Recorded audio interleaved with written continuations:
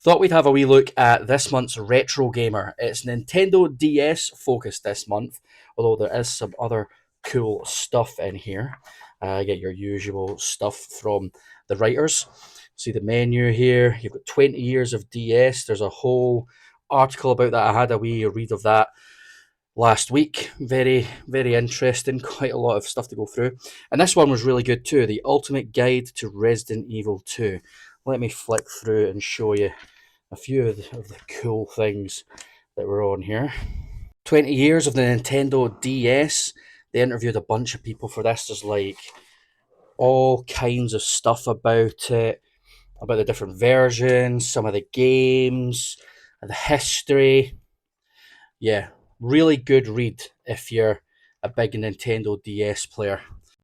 Another interesting one was the making of Wizardry, proving grounds of the Mad Overlord. Yeah, Wizardry, a really, really old RPG game. It's where a lot of modern RPGs sort of come from. And yeah, really interesting article about how that got made, how that got started, how they got into it.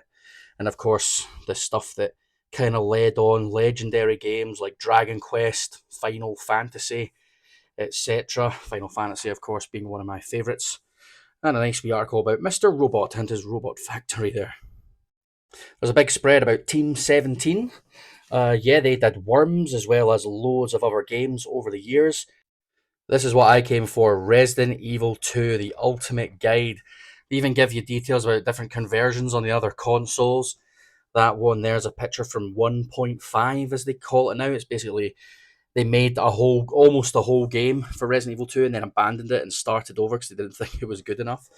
But there's all kinds of stuff to read about Resident Evil 2 here.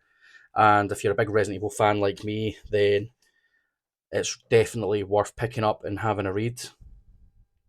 And of course, I always like checking out Collector's Corner because there's always some nutters in here that collect some crazy stuff.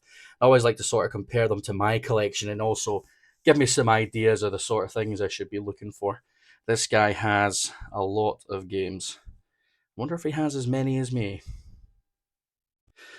And of course, on the back, you get all the games that they're looking for trade, the kind of money you can get from them. If you've got any of these titles, you might be able to make a pretty penny. Of course, maybe you should just, if you've got any of these, send them to me because I pretty much need every game on here. Apart from Grandia 2, I do have that on PlayStation 2. Pokemon Crystal, I really badly want. And Shadow Hearts, I have got that. That's a great game. But yeah, I'd be up for just about grabbing any of these other ones. So yeah, very good issue overall. Definitely check it out if you're into your retro games.